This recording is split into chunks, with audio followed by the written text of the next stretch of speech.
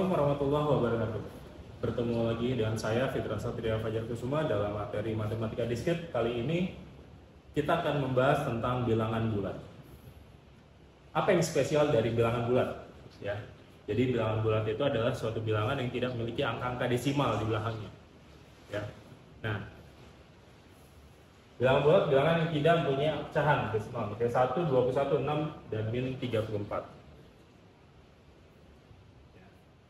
Nah, bilangan bulat, misalnya A dan B adalah dua bilangan bulat dengan syarat A tidak sama dengan 0. Ya. Kita menyatakan bahwa A habis membagi B atau A divides B, maka terdapat bilangan bulat C, sehingga B sama dengan A dikali C. Ya.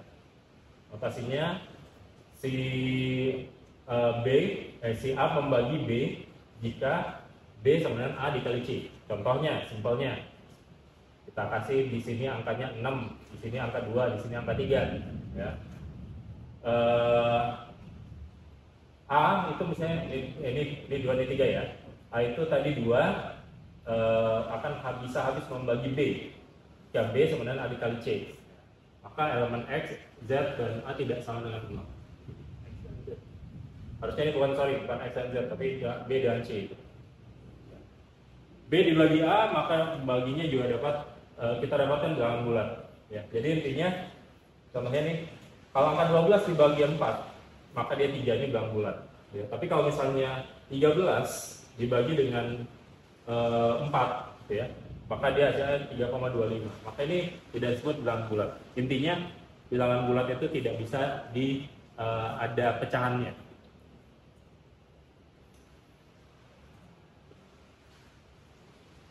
Sebelum kita masuk ke modulo, nah, apa aja sih kira-kira bisa dikatakan bilangan bulat? Kalau dalam komputer, bilangan bulat itu kita sebut dengan integer. Integer itu contohnya adalah satu hal yang tidak bisa ada koma-komanya. Contoh, ada 5 orang mahasiswa, itu bilangan bulat. Ya, nggak bisa ada 5,5 orang mahasiswa. Ya. Kemudian ada apa lagi? Misalnya ada 5 buah laptop. Ya, nggak bisa laptop itu dibelah jadi setengah. Seperti itu ya, sehingga bilangan bulat itu melekat pada hal-hal yang sebenarnya dia dikatakan bilangan diskrit ya, tidak kontinu. Nah, modulo, apa sih modulo? Kalau kita biasa dengan kali bagi tambah kurang ya, modulo itu adalah satu sebenarnya produk dari pembagian. Misalnya simpelnya gini, 13 dibagi 2 ya, 13 dibagi 2 adalah 6 dengan lebihnya 1. Ya, itu seperti itu. 1987 adalah 97 dikali 20 dengan lebihnya 47. Ya, kayak gitu. Jadi kalau ini dibagi dengan 97, hasil bagiannya itu adalah 20. Ya, ini 20 dengan sisanya 47. Ya.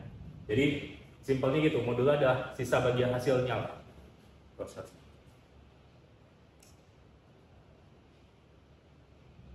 Oke. Nah, di sini ada pembagi bersama terbesar. Kalau kita SD mungkin kenalnya ya, faktor persekutuan terbesar kali ya, FPB. Di sini pembagi bersama terbesar. Diketahui ada 2 nilai, 18 dan 12 ya. Dimana angka 18 dan 12 kalau kita bagi 18 dibagi 1 18 ya, 18 dibagi 2 9, 18 bagi 3 6, dibagi 4 nggak bisa ya, dibagi 5 nggak bisa, dibagi 6 balik lagi dia ke 3, dibagi 9 2. Jadi angka yang membentuk angka 18 itu ini. Dan angka faktor pembagi dari 12 adalah 1 ya. 1 kali 12 12, 2 dikali 6 12, 3 kali 4 12. Ada angka ini. Nah, dari angka-angka tersebut mana yang sama?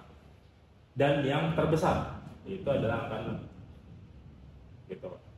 Jadi angka yang pembagi terbesarnya itu adalah angka 6. Ini berkaitan dengan tadi yang modulo. Jadi kalau kita mau mencari sisa bagi hasil, kita harus mencari si faktor pembagi terbesarnya itu berapa yang bisa kita dapatkan. Ya, contohnya seperti itu. Ya. PBB dari 18 dan 12 adalah 6. Jadi menurut sifat pembaginya seperti ini. 9 habis membagi 18. Ya, 18 plus 12 30 atau di sini 6 30 ini ya, 30 dibagi dengan 6 ya, sama seperti itu. Kemudian pembagi bersama terbesar sama aja kayak tadi ya, PBB dari 40 dibagi 7, PBB angka terbesar dari 40 dan 7 itu adalah sama dengan PBB 7 dari 7, karena 40 dengan 7 pembagi terbesarnya nggak ada. Jadi antara 40 dibagi 2 bisa, tapi 7 dibagi 2 udah nggak bisa di sini. Ya. Kemudian jadi pembagi terbesar dari mereka itu adalah angka 1. Oke. Nah, sama dengan PBB yang 7 sama 7 karena pembagi terbesarnya itu adalah angka 1. Ya.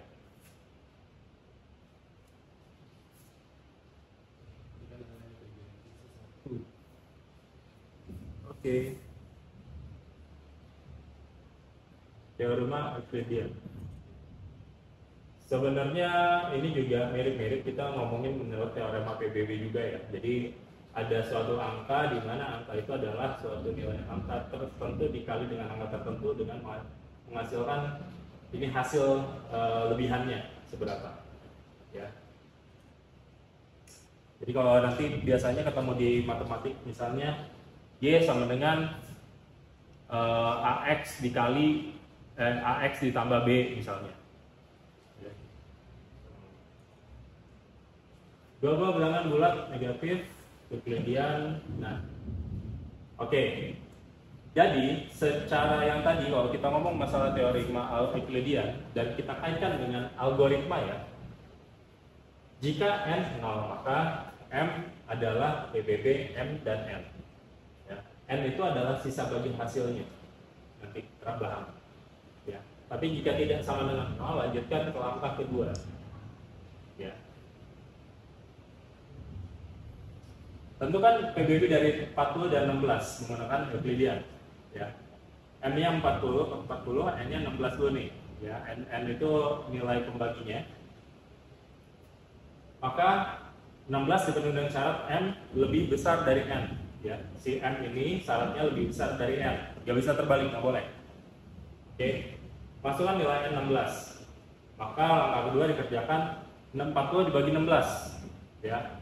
Artinya 40 bagi 16 itu kan sebenarnya 32 tambah 8 ya. Memberikan sisa 2 ya. Jadi 2 dikali 16 ditambah 8 hasilnya 40 ya. 2 dikali 16 ditambah 8 hasilnya 40 ya. Oke. Nah, kemudian langkah ketiga di mana tadi 16 ya. Kita ambil M nya sekarang 16 nih karena lihat dari sini 16, N-nya sekarang dari 8 ya, berubah kita ubah nih 16 menjadi 8. Lakukan langkah tadi, ternyata hasil dari 16 ya dimodul dengan angka 8 hasilnya 0 karena 16 cukup 2 dikali 8 tambah 0 ya. Maka N sama dengan 0 ya, nih. 16 adalah 2 kali 8, 0 ya. Pada saat kerjakan lagi langkah di 3, karena nilai N ya sama dengan 0, maka PBB dari 40 dan 16 adalah 8. Nah, yang terakhir di sini nih, N terakhir. Jadi kalau kita kembali ke algoritma yang sebelumnya, jika N 0 ya, maka stop. Tapi jika tidak 0, ulang lagi. Seperti itu.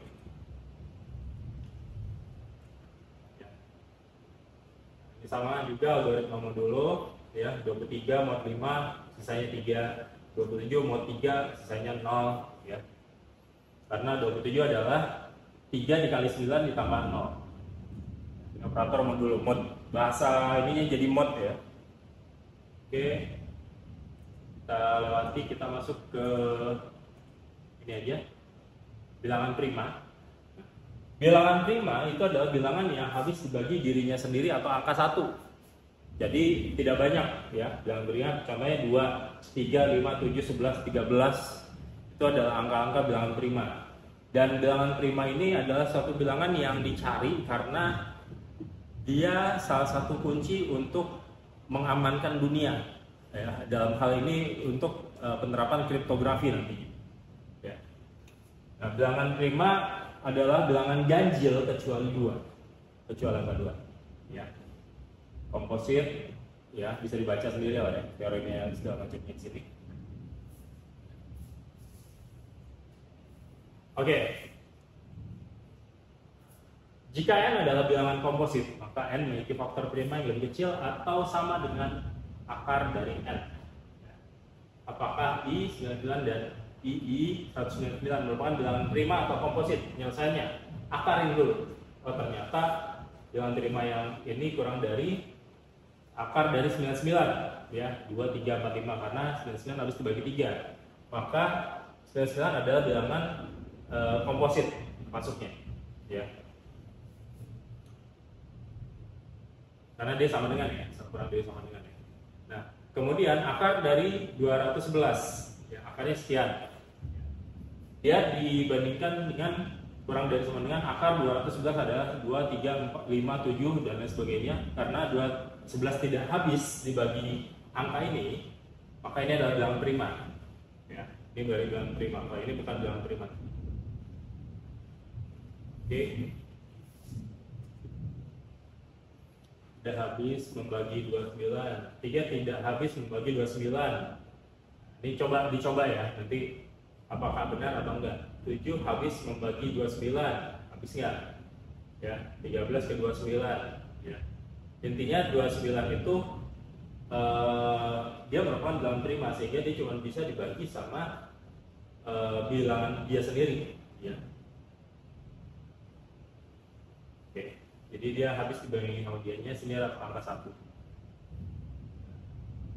Lanjut, sebenarnya terkait dengan algoritma kemudian bilangan bulat tadi, ini sangat erat kaitannya dengan kriptografi ya. Gambaran dari kriptografi itu adalah sebuah proses membuat suatu teks dari plain text menjadi ciphertext. Apa itu plain text? Plain text itu teks yang bisa kita baca secara gamblang. Kalau ciphertext itu yang ketika kita lihat kita bingung itu artinya apa ya. Ini contoh plain text nih, sabu seberat 2 kg ya. Ini contohnya agak ngeri juga ya, berada di koper pria itu ya. Nah, ciphertext nih jadi gini nih. Terus mungkin si pengedar tadi menggunakan ini nih untuk bertransaksi. Jadi ada proses encryption ya, ada proses decryption. Atau contohnya misalnya apalagi ketika kita mau, kalau password itu kebanyakan bukan enkripsi tapi di hashing. Ketika kita mau bertukar informasi ya, katakanlah misalnya dalam kondisi perang ya, bertukar informasi melalui telegram ya, tuk tuk tuk tuk pakai kode-kode sinyal ya. Sinyal itu merupakan bentuk dari ciphertext ya.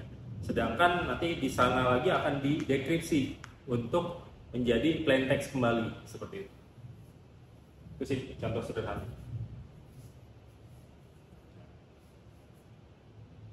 Aplikasi kriptografi. Ini sebenarnya banyak ya udah aplikasi kriptografi untuk mengubah dari ciphertext ke plain text. Oke, nah ini contohnya. Ini contoh di buku yang sangat populer, gambar perempuan ini. Ciphertext ada gambar ini ya. Dimana gambar ini disisipkan ke dalam sebuah dienkripsi menjadi gambar yang kacau. Dan nanti gambar kacau ini per pixelnya itu diterjemahkan kembali untuk dibalikin ke sini. bisa. Ya. Atau secara zaman dulu banget yang saya pernah tahu ya, kalau orang-orang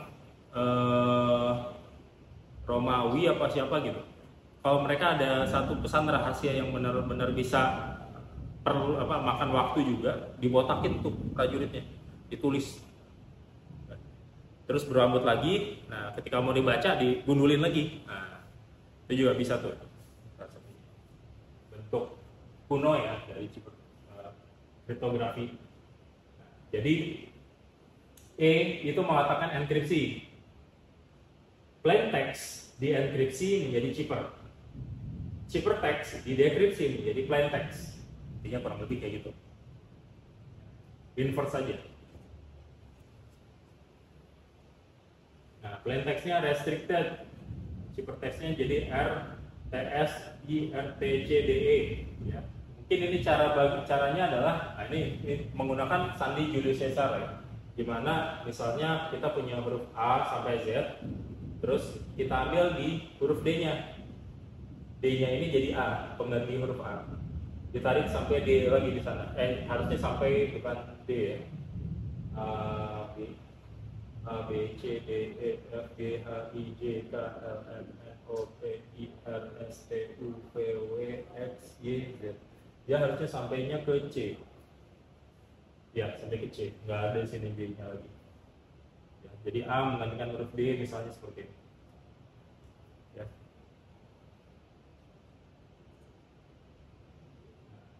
Contoh soal, misalnya kumpulkan tugasnya, cipher text-nya seperti ini.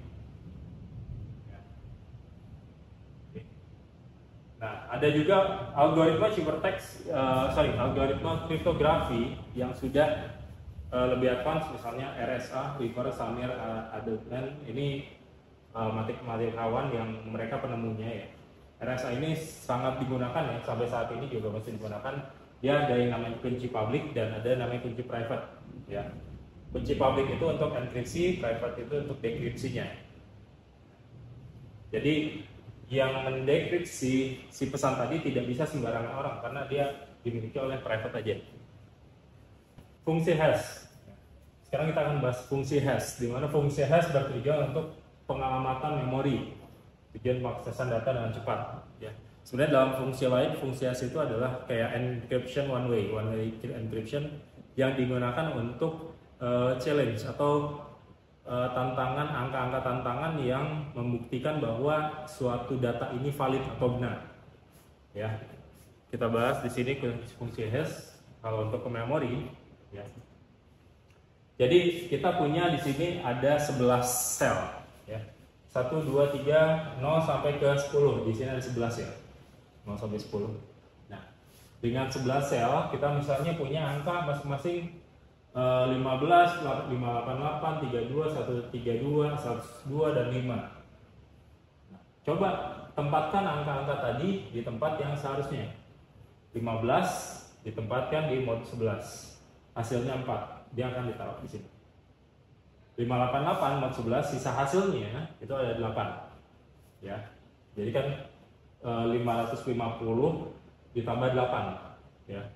550 itu adalah 11 dikali dengan 50 ya. Nah, sisa 8 dia masuk di sini nih, angka 8.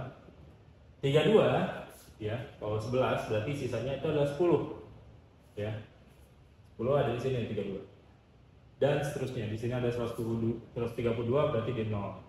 102 berarti di 3. Ya. 5 berarti di 5 sendiri, yang ke 5. Ya. Karena modulo dari angka 5 itu sendiri langsung di angka tadi karena lebih kecil daripada pembaginya. Nah, ini bisa kita terapkan sebenarnya dalam perhitungan pembuktian. Ya. Dalam kode ISBN, ya. Ada kode-kode sebagai berikut. Ya. Ini ada kode prefiksnya, ya. Ada kode kelompoknya, ada kode penerbit, kode judul, dan angka pemeriksanya. Ya. Angka ini adalah nanti angka untuk bahasanya checksum. ISBN atau International Standard Book, ya, mengidentifikasi buku yang bersifat unik. Ya. Nah, ada di penomoran di ISBN-nya. Jadi ISBN itu tidak sekedar barcode saja, tapi dia ada kodenya. Contoh misalnya ISBN buku 01301545618. 8 ini adalah tadi yang terakhir adalah kode untuk ceksamnya ya, angka pemeriksaannya. Nah, 0 adalah kelompok yang ke negara berbahasa Inggris. Ya. Kemudian 3015 penerbit, 4561 kode unik dari buku yang diterbitkan tadi, ya 8. Ya. 8 itu karakter ujinya. Kita masukin 0 di kolom pertama, 2, 3, angka 3 ini di kolom kedua, angka 0 di kolom ketiga, di kolom keempat, kelima, 6, 7, 8, 9, ya. 1 di 9. Kita jumlahkan 151. Ya. Dan karakter ujinya adalah 151 modulnya 8. Ya. Jadi sama dengan ada berapa karakter sini? 9, 10 karakter uji huruf X. Oke. Modulus 11.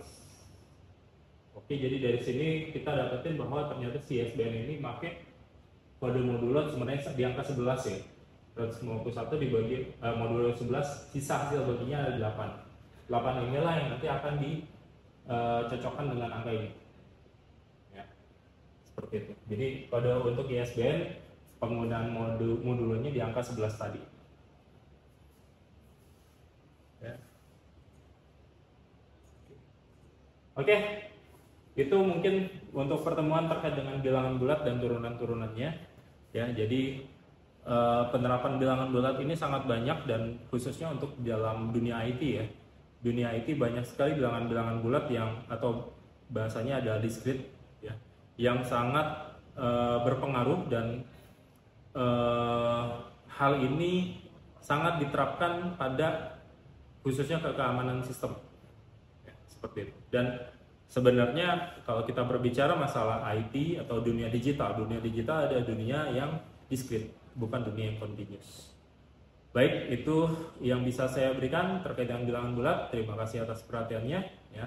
Saya tutup pertemuan kali ini. Assalamualaikum warahmatullahi wabarakatuh. Cut.